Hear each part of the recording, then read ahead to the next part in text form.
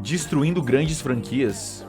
De todas as diferenças entre o mundo dos jogos Isso é de 2020. e o do cinema ou da música, o que mais me causa sofrimento é o fato de que eu não tenho como saber os últimos babados da vida amorosa do criador de Minecraft.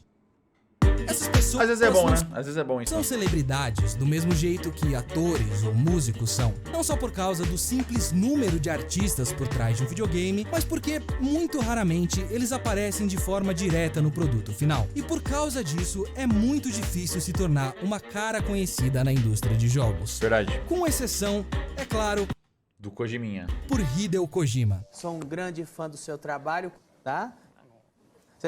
Você já comeu muito churrasco? Porque ainda tem mais pra comer aqui, viu? Que legal.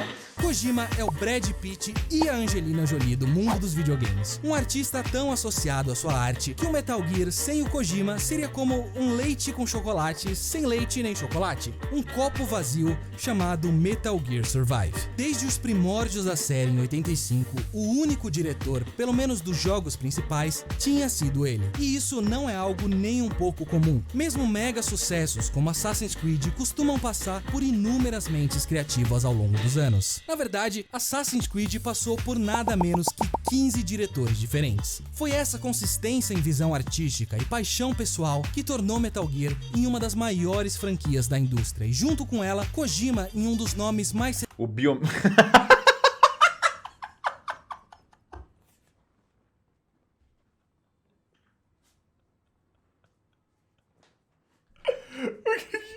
em uma das maiores franquias da indústria e junto com ela, Kojima em um dos nomes mais respeitados, conhecidos e, claro, mais valorizados, especialmente dentro da Konami. Não tem como. Se você não pelo menos...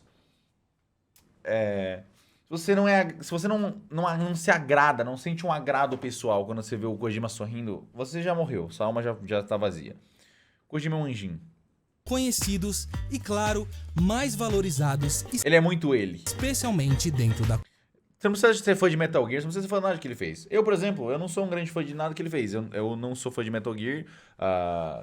Nunca joguei nenhum Metal Gear. Joguei Metal Gear Solid quando era criança só e era muito novo. Joguei Death Stranding, achei ok, mas eu gosto muito mais da identidade, música. A única coisa que o Kojima fez que eu pago muito pau é PT, de Silent Hills. PT é pica, uma das melhores coisas que eu joguei. Mas acho ele uma personalidade muito legal e gosto muito de ver a opinião dele sobre as coisas. E gosto muito, e o gosto dele é muito específico e muito Kojima, assim, é muito legal de acompanhar. Konami. Agora, eu podia passar horas aqui contando toda a história da Konami, que fez dela tão lendária quanto. Mas o importante é como a empresa decidiu simplesmente pegar todas as páginas dessa história e limpar a sua bunda. Porque de repente, por volta de 2015, ela começou a cagar ouro. A Que sound effect especificamente horroroso. Konami percebeu que havia Bebê Dragon! Eu tinha essa carta. muito mais dinheiro para se conseguir em jogos para celular. Esses não eram só projetos muito mais baratos que os grandes e caros jogos de console que ela vinha fazendo, mas o potencial do seu retorno era infinito. Claro, não era todo mundo que estava disposto a pagar, mas aqueles que estavam não paravam nunca mais. Eles eram conhecidos como baleias, e algumas dessas baleias já valiam mais que os milhões dos seus leais Baleias encalhadas, igual no Death Stranding. e antigos fãs. Valiam mais que o próprio Kojima. A lenda diz que ele percebeu as mudanças que estavam acontecendo e logo depois de finalizar Metal Gear 5, fez a famosa demo PT como forma de protesto e uma tentativa de salvar o seu emprego. Ele queria mostrar que por mais popular que essas plataformas estivessem se tornando, as pessoas ainda tinham um interesse, ou melhor, a paixão por jogos de qualidade que valia muito mais que uma rápida distração no seu celular. É isso, E é ele isso. conseguiu. PT se tornou uma lenda entre os jogos de terror. Por Verdade. algumas semanas em 2014, ele era a única coisa que qualquer um conseguia falar. Mesmo verdade. sendo, no final, nada mais que uma demo, ele foi e ainda é considerado um dos melhores jogos de terror já feitos. É verdade. É mesmo. A coisa é que ele fez tudo isso sem contar pra ninguém dentro da Konami. O Kojima e o seu time desenvolveram a demo em segredo com parte do orçamento de Metal Gear 5 e a Konami não ficou nem um pouco feliz com isso. E é aí que as minhas preces finalmente foram ouvidas. O drama para colocar todos os outros dramas no chinelo foi o infame Kojima vs Konami. Feio, complicado, polêmico e simplesmente maravilhoso. É claro que todo mundo ficou do lado do Kojima. Tudo que a Konami podia ter feito de errado, ela fez. Primeiro, ela tirou o nome dele de tudo que era relacionado a Metal Gear. Do site, do Twitter e de todos os materiais de promoção. Depois, ela começou a tratar ele quase Mano, imagina tirar o nome do Kojima de um jogo do Kojima. como um criminoso. Alguns anos antes, ele era o vice-presidente da Konami e agora o seu acesso à internet tinha sido cortado, assim como o telefone e e-mail.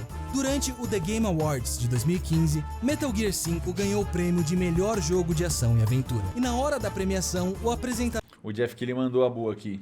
insistiu em informar para todo mundo que o motivo da ausência do Kojima era que os advogados da Konami proibiram ele de ir. A Konami, naturalmente, foi vaiada. Até o vencedor do Oscar, Guillermo del Toro, tweetou "Fuck Konami" e esse virou o slogan não oficial da empresa. Konami. E do outro lado, tudo que o Kojima teve que fazer foi beber as lágrimas da Konami em uma xícara e a internet foi a loucura. No final, ele conseguiu uma nova casa bem rapidinho, abriu seu próprio estúdio e continuou fazendo os jogos estranhos que ele queria fazer. Já a Konami, mesmo com toda essa publicidade negativa, acabou conseguindo o que ela queria, os direitos do nome Metal Gear. E ela Pra enfiar dentro do cu, né? ia se certificar de ordenhar essa vaca morbidamente obesa até o último centavo. Então, eles começaram fazendo um caça-níquel de Metal Gear. E aí eles pegaram uma espingarda e atiraram na cabeça dessa vaca com Metal Gear Survive. Ninguém esperava que o mesmo nível de qualidade fosse mantido, mas meu Deus do céu, a Konami nem tentou. A base do jogo era Metal Gear 5, dos mapas, as mecânicas, mas ao invés de uma boa história e missões interessantes, o jogo era focado em uma única coisa: recursos. Como o seu título mesmo diz, esse é um jogo de sobrevivência. Você precisa coletar água, foda. comida, suprimentos Que gameplay. e até oxigênio para sobreviver. E quando você não estiver cutucando os novos inimigos super criativos, zumbis, através de cercas, você vai passar o resto do seu tempo farmando esses recursos. É claro que nada disso estava lá para tornar o jogo mais divertido, porque, confia em mim, não tornava. Mas para suportar todo esse mercado de microtransações que a Konami tanto gostava, a maioria das coisas usavam Kuban Energy para serem feitas, e a ideia era que você cansasse de passar horas a fim coletando ela e comprasse um dos seus boosts pagos, que duravam de 1 a 60 dias. E aí tinha o seu sistema de salvamento para conseguir mais de um espaço, algo que era comum e esperado em qualquer outro jogo. Aqui você precisaria gastar mais Eu lembro dessa treta, de que você tinha que comprar um save slot com $10.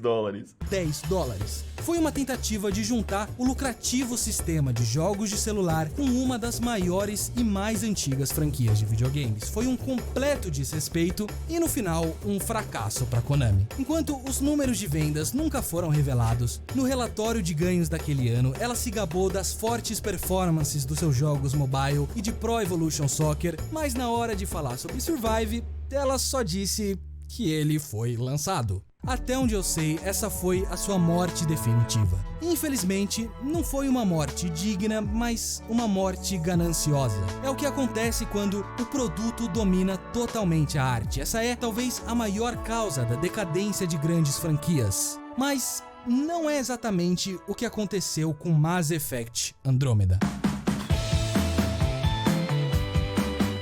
Mesmo muito mais nova que Metal Gear, a trilogia original de Mass Effect foi incrivelmente consistente na sua qualidade. Todos os 3 jogos foram lançados Mas o 3 não é muito gostado muito não, né? Eu lembro quando saiu o 3.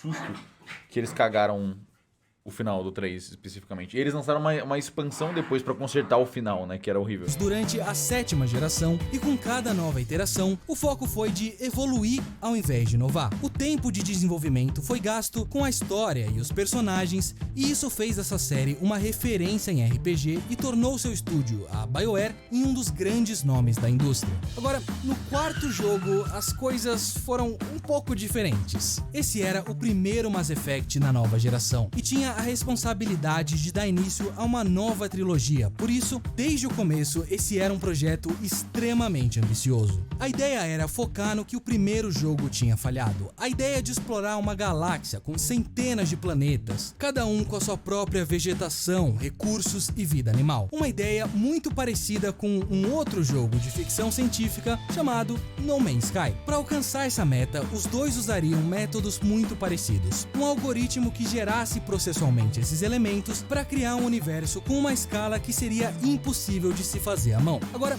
no final, No Man's Sky foi extremamente criticado por todos os problemas que resultavam desse método. Mas antes disso, esse pequeno jogo independente estava sendo visto como o jogo mais aguardado de todos os tempos. Era meio ridículo. Mas, para os desenvolvedores da BioWare, essa era a confirmação de que eles tinham um bilhete de loteria premiado nas suas mãos. A mesma ideia, mas com os recursos de um verdadeiro jogo AAA. E é aí que o primeiro problema apareceu. Depois de muito tempo trabalhando em um protótipo, eles finalmente conseguiram algo que funcionava. Você podia pousar nos planetas, pegar o seu veículo e dirigir por lindas vistas e quebrar o seu maxilar de tanto bocejar pelo quão chato tudo isso era. Como um dos desenvolvedores mesmo disse, agora imagina repetir isso por mais centenas ou até milhares de vezes. Mas Foda. esse nem era o maior dos seus Nossa, lembra das expressões faciais? problemas. Durante essa época, a dona da BioWare, a EA, fez a decisão de usar o seu próprio motor gráfico em todos os seus estúdios. Esse motor se chamava Frostbite e tinha sido desenvolvido pela DICE para fazer jogos da franquia Battlefield. Obviamente, ele era capaz de criar jogos fantásticos. A DICE sempre foi um absurdo. Em questão visual, assim, é inacreditável como os caras estão sempre à frente do tempo. Contanto que esses jogos se chamassem Battlefield. Para fazer um RPG em terceira pessoa, muitas coisas básicas simplesmente não existiam. Coisas como inventário, companheiros na sua party e animações faciais. Enquanto boa parte do tempo nos primeiros jogos tinha sido usada para criar novas histórias, dessa vez ela foi gasta desenvolvendo do zero ferramentas fundamentais para um RPG. E diferente de algo como a Unreal Engine, não existia uma documentação sobre essa nova tecnologia. A BioWare ficava à mercê dos programadores da DICE para tirar qualquer uma das muitas dúvidas que eles tinham. Mas claro, todos os outros estúdios da EA também estavam na mesma situação. E nessa espécie de fila que ia se formando, o estúdio por trás de Mass Effect estava sempre no final. A coisa é que a EA começou a perceber que existia muito mais valor em jogos como serviços. Experiências online que são feitas para segurar o jogador para sempre, introduzindo novos conteúdos e cobrando por eles. Em outras palavras, desenvolver um jogo uma vez só, mas continuar lucrando em cima dele por anos. Mass Effect simplesmente não era esse tipo de jogo. Na verdade, dentro da própria BioWare, ele já não era mais prioridade. O estúdio tinha crescido muito nos últimos anos, agora com 3 escritórios espalhados ao redor do mundo, cada um trabalhando no seu próprio projeto. Enquanto um deles terminava Dragon Age Inquisition e o time principal em Edmond começava a trabalhar no maior projeto da empresa até ali, Anthem, a responsabilidade de Mass Effect Andromeda caiu nas mãos do terceiro e menos experiente time da BioWare em Montreal, que só tinha sido aberto há alguns anos antes e nunca sequer Nossa, doido lembrar que Anthem existiu, né? tinha feito um jogo na vida. E com todos esses projetos simultâneos, o orçamento que eles tinham para trabalhar era uma miséria para os padrões AAA, cerca de 40 milhões de dólares, e você mal consegue alimentar sua família com 40 milhões de dólares. Então, é aqui que a gente se encontra. É 2015, 3 anos de desenvolvimento já se passaram e você tem uma ideia que não funciona, uma tecnologia feita pela metade e o seu já pequeno orçamento tá acabando. O que você faz?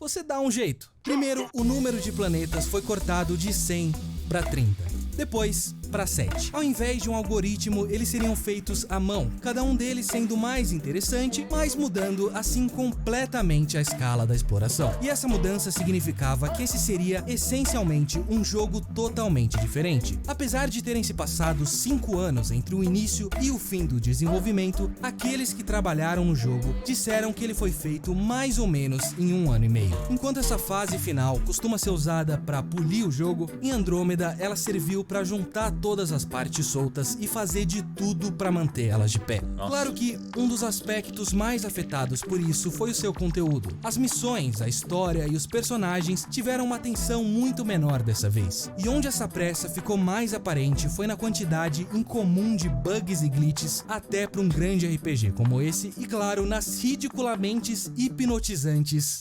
animações faciais. Mas todo mundo na BioWare sabia que o jogo que eles estavam prestes a entregar era infestado de problemas. Foda. Algo que tinha começado como um novo passo para a franquia, mas que tinha terminado como uma cópia mal feita. Foda. Mesmo assim, ninguém ali podia ter esperado a recepção que o jogo recebeu. Eles enviaram Andrômeda para algumas empresas de mock review, que estimam a média que ele poderia conseguir no tão importante site Metacritic. E o resultado foi um alívio. 8,5. Essa ainda seria a nota mais baixa da série, mas 8,5 é no mínimo uma ótima fundação. Daí pra frente, eles não iriam precisar mais se preocupar com construir uma base, mas evoluir os seus pontos fracos. Significava o futuro não só de Mass Effect, mas também do time da BioWare Montreal. 85. E o que matou de vez esse futuro foram os memes.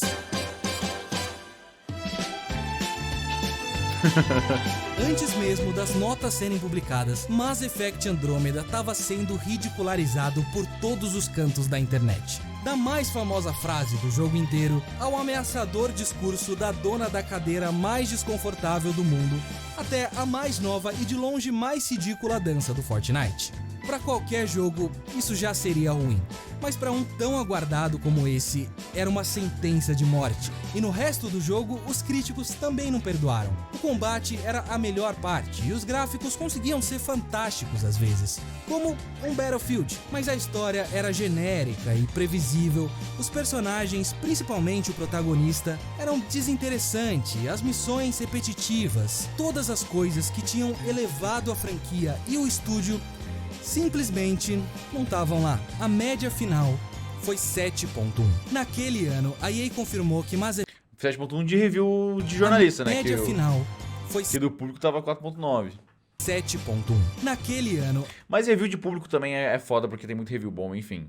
Tem muita gente que avalia alto por hype, é complicado. A review de público é difícil de levar em consideração,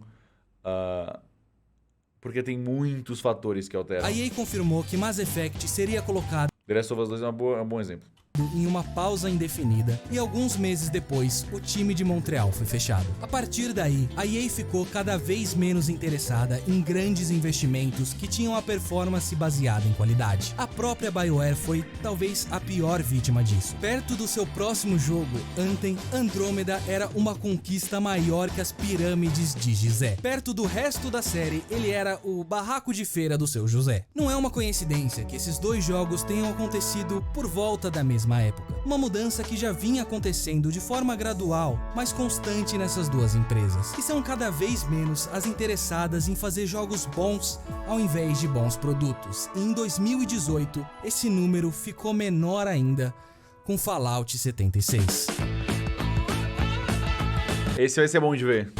Alguns meses antes, o Twitch da Bethesda anunciou o jogo em uma live que durou Esse foi um desastre. 24 horas e foi vista por 2 milhões de pessoas, onde absolutamente nada aconteceu. Mas a ideia de um Fallout Online era algo que todo mundo queria. E não era como se esse fosse um projeto dado para alguma empresa aleatória para ganhar uma grana rápida. Esse era um jogo que estava sendo feito por múltiplos estúdios da família Bethesda. Era o tipo de jogo que as pessoas compravam em massa as diversas edições de colecionador, porque elas sabiam que aquele seria Meio alta a um música. momento histórico.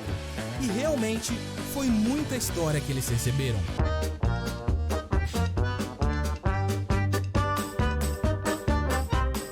Nossa, mano. Que horror. O Void, que isso?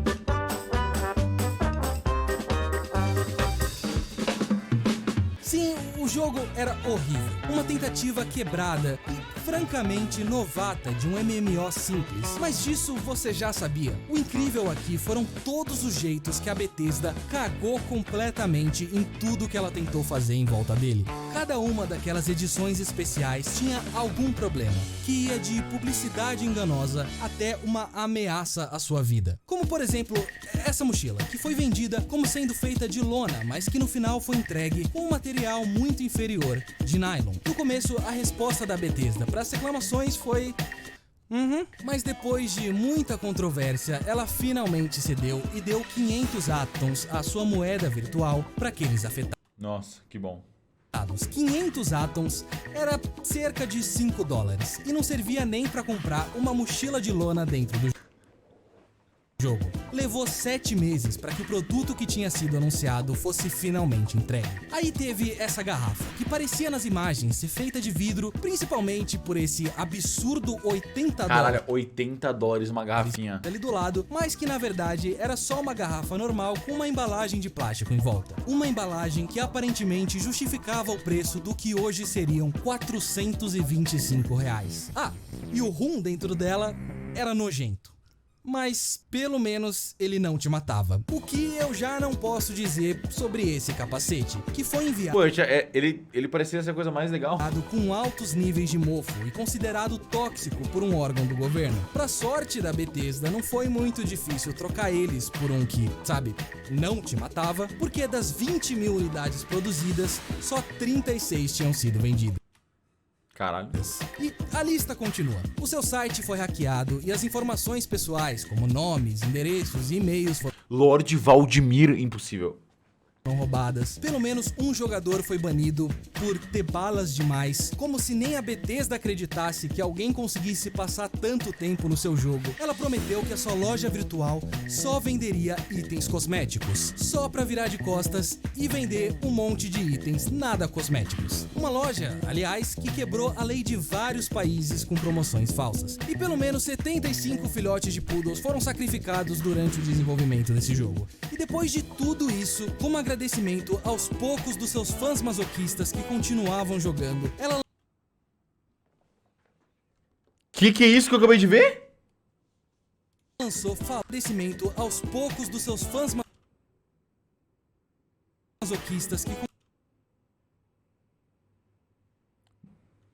Hã? continuavam jogando. Ela lançou Fallout First, Pokémon? um serviço de assinatura de $100 por ano que te dava uma mesada de átons, como se você fosse uma criança, e recursos como servidores privados que já deveriam estar no jogo desde o primeiro dia. Um jogo que, apesar de tudo isso, continuava sendo pago. No final, a única boa notícia aqui é que esse provavelmente não vai ser o último Fallout. Para uma empresa que dizia ser a última luz para os jogos single player, ela tem feito muitos jogos como Fallout 76 nos últimos anos. Mas o completo fracasso desse jogo... Como ousas eles produziram Skyrim pra celular, irmão?